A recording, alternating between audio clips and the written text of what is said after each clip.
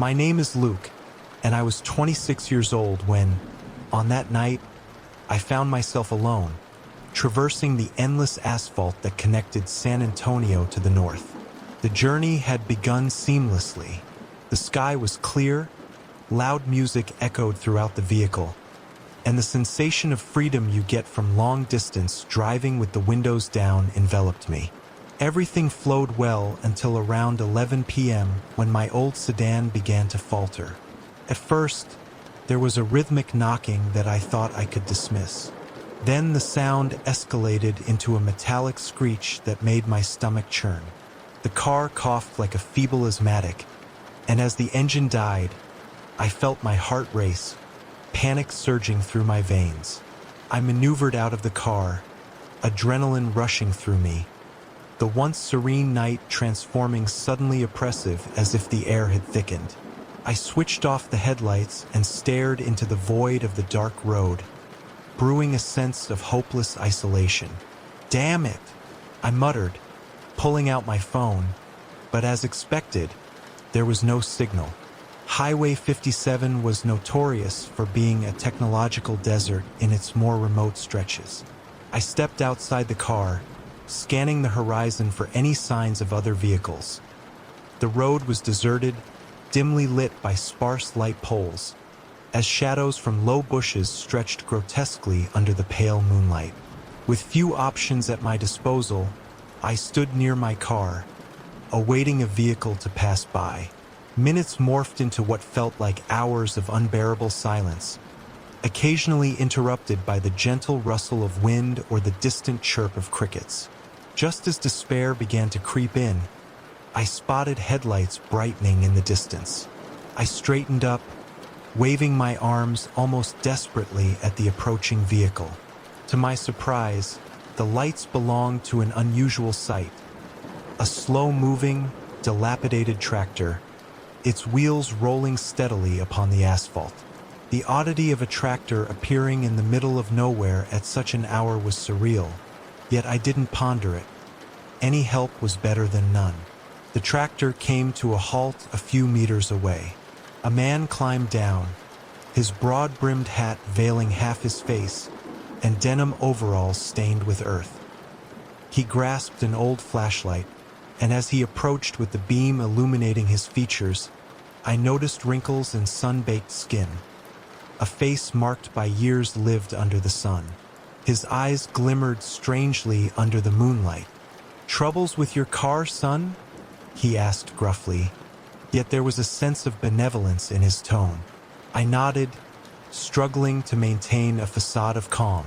"Yeah, the engine died suddenly. Might have overheated." The farmer eyed me calmly, but there was something unsettling in his gaze. It felt as if his dark eyes held memories too old to share. "I can take a look if you'd like. Got some tools on the tractor." "Of course, I really appreciate it," I responded, though my voice felt shaky. The man returned to his vehicle, retrieving an old toolbox, his movements deliberate and slow, as if dragging time along with him. I watched as he opened the hood and leaned in, examining the engine compartment. His rough, stained hands worked through the car's innards, but my attention was snagged by a shape just a few meters from the tractor. A figure covered with an old tarp.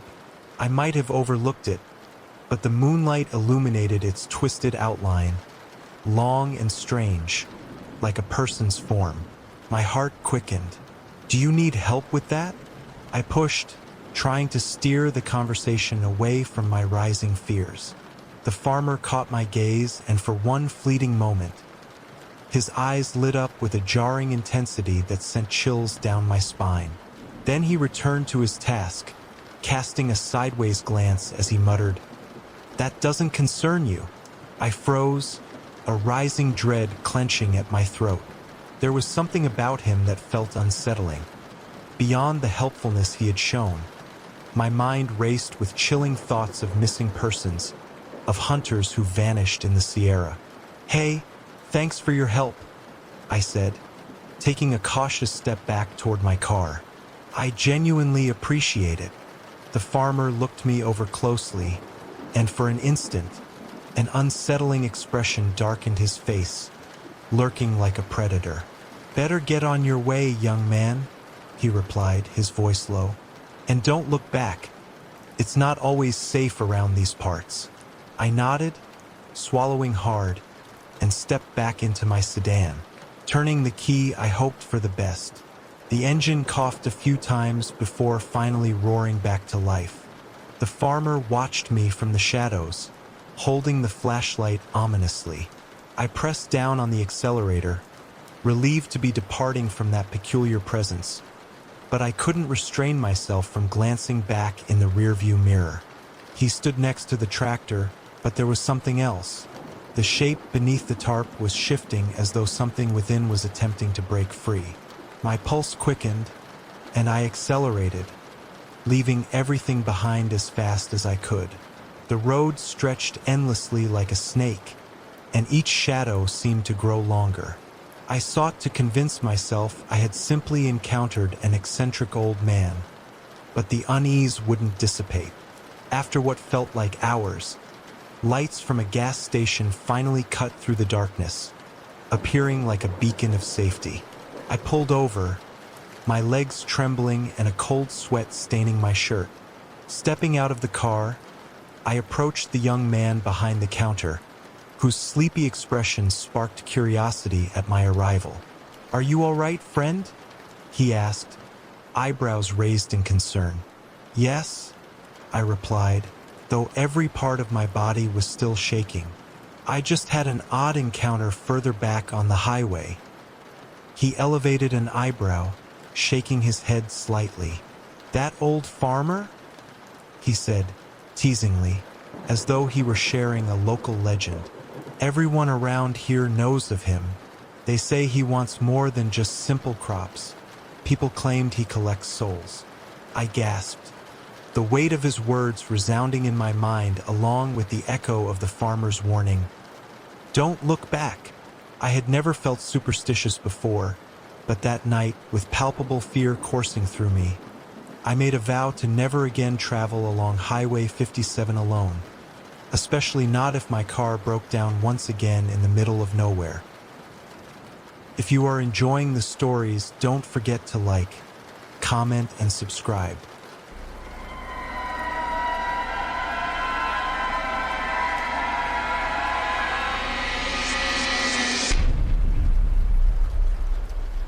We had decided to camp in the Sierra de Arteaga, marking a year-end adventure, which promised to be the perfect escape from the city noise.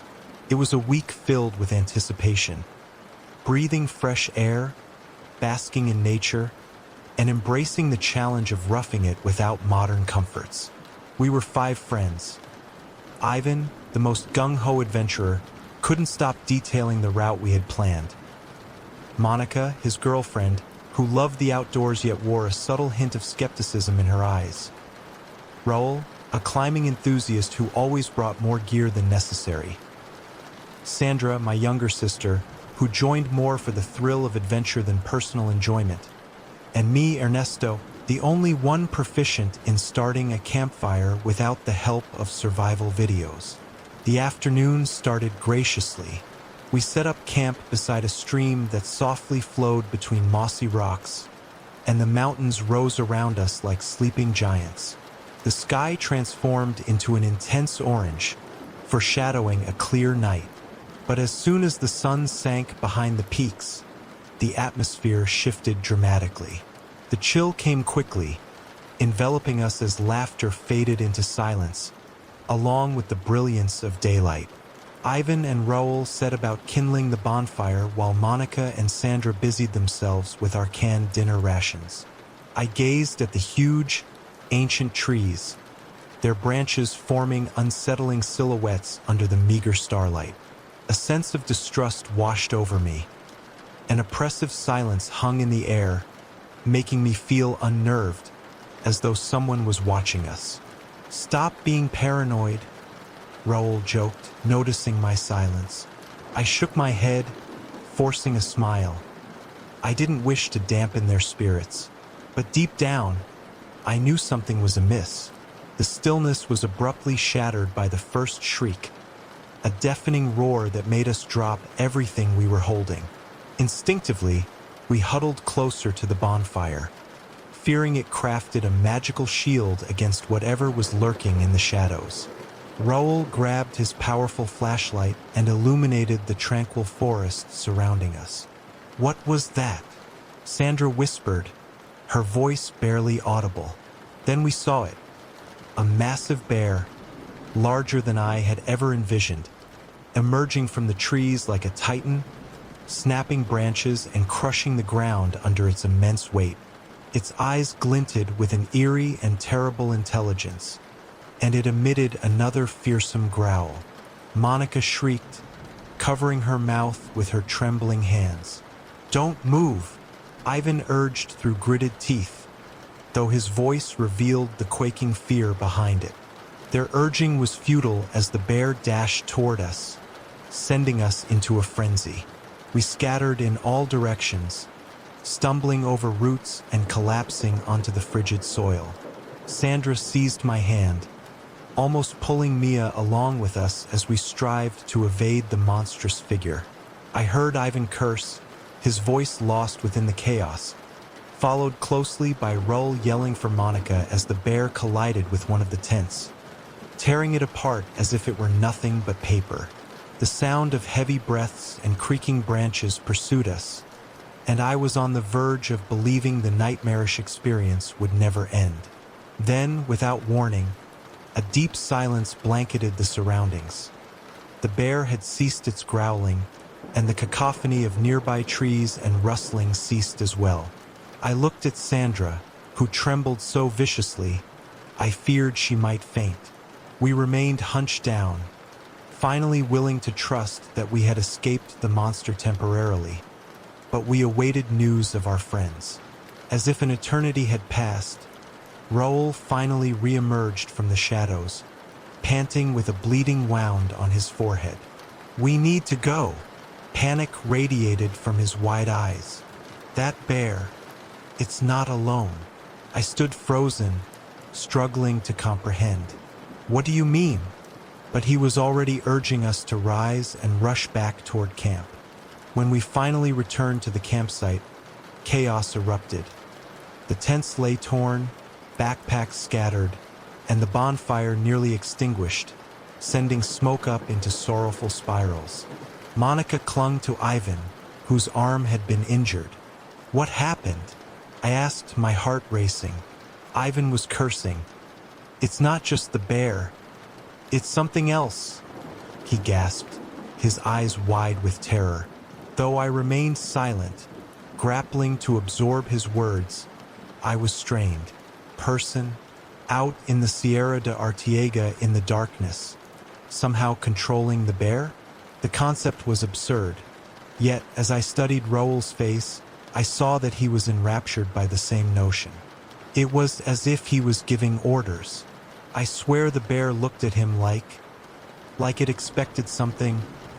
Raoul confirmed, shuddering at the recollection.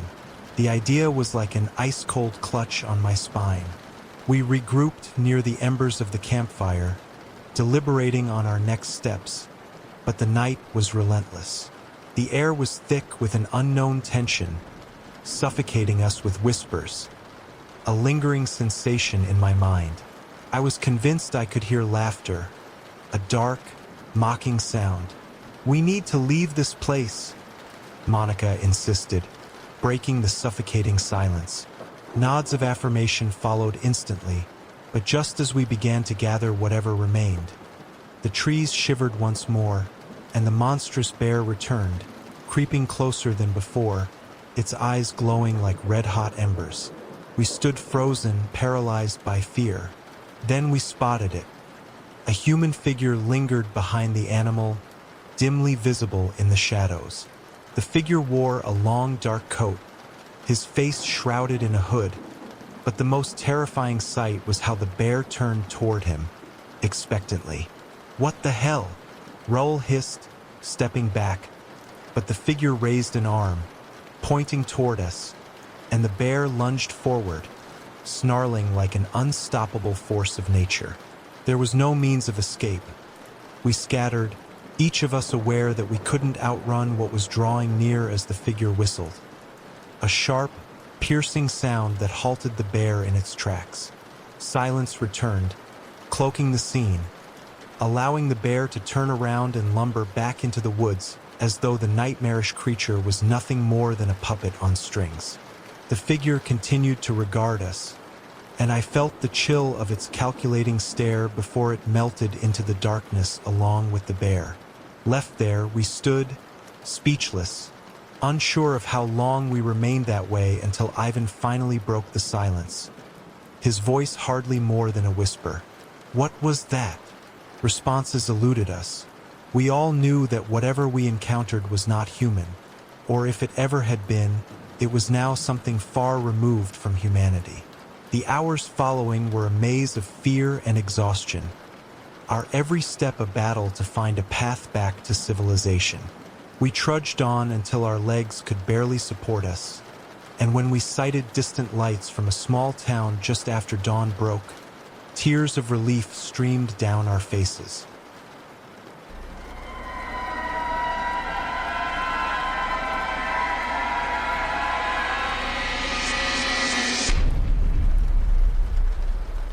The truck's engine growled under the dense layer of fog that had descended on Highway 57. The clock on the dashboard read almost 2 in the morning, although time felt like it had stopped, as if we were trapped in a limbo of asphalt and fog. There were 5 of us in the car. Samuel at the wheel, a guy with strong hands and attentive eyes. Lauren, with her lips pursed as she stared unblinkingly out the window. Chris, who couldn't stop nervously fiddling with the lighter he had brought for the cigarettes he never dared to light. Sophie, sitting next to him with her knees hugged to her chest, her face illuminated by the glow of her cell phone screen. And me, Emily, who felt an increasing sense of oppression in my chest. Our detour to Texas had seemed like an exciting idea at the time, a chance to explore the unknown during a night adventure. However, the thick fog resembled dirty cotton, clinging to the windshield and casting an ethereal glow from the headlights. "Are you sure we shouldn't stop?" Lauren asked, her voice quivering slightly after half an hour of driving. None of us blamed her. The road, once an endless stretch of dust and dry vegetation during the day, had transformed into a claustrophobic trap where escape felt impossible. Samuel bit his lip, a grimace spreading across his face, a telltale sign of the tension transforming from caution to outright fear. "It's not safe to park on the edge," he countered, keeping his eyes locked on the yellow line, which was barely visible in the midst of the fog. Someone could come, and, well, each of us recognized the dark reputation of Highway 57, notorious for its long stretches of isolation and the terrible accidents that sometimes occurred along the way. Chris leaned forward, flicking the lighter again and again, its little flame casting erratic shadows across his face. "It's as if the fog is following us," he murmured. Lauren shot him an annoyed glance. "Can you not say creepy things, please? This place is scary enough without you planting bad ideas in my head." But what took place next banished any trace of sarcasm from our conversation. Just a few meters in front of us, something appeared in the fog, abruptly revealing itself as Samuel slammed on the brakes. The truck jolted, tires screeching against the wet pavement, forcing us all to lurch forward, fear tightening in our throats. "What was that?" Sophie exclaimed, her voice more a whisper than a scream. The headlights shone on 2 figures standing by the roadside, a man and a woman, their silhouettes draped in garments reminiscent of an earlier era. The man wore a dark suit topped with a wide-brimmed hat, nearly obscuring his face, while the woman next to him was clad in a flowing white dress and a shawl that danced with the frigid breeze. They appeared to be signaling for assistance, the man raising an arm in a clumsy and unnatural gesture. "God!" Chris gasped, dropping the lighter. "We need to stop." "Are you kidding me?" Lauren replied, her eyes wide with panic. "We don't even know if they're real." Samuel's face was a mix of terror and caution as he sat there, hands tense on the steering wheel. The couple stood still, their presence seemingly unnatural, feeling more like a mirage from a nightmare than real people in desperate need of aid. Paulina's voice broke the tense silence. "Let's not press forward. This isn't right." Instead of responding, Samuel began to slow down, hesitantly rolling down the window, the cold night air pouring in, and with it, a rancid scent that made me want to gag. He leaned out slightly, trying to communicate with them. "Do you need help?" The man merely lowered his arm and turned his head slowly toward us. My heart raced as dread washed over me. There were no lights in their eyes. It felt as if we were staring at hollow shells. In an instant, they vanished into the mist as if they belonged to another realm. "Did you see that?"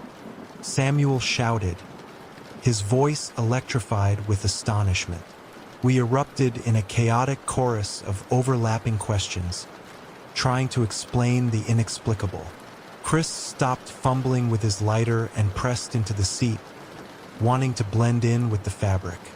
"Those things don't happen in real life," exclaimed Lauren, now visibly shaken.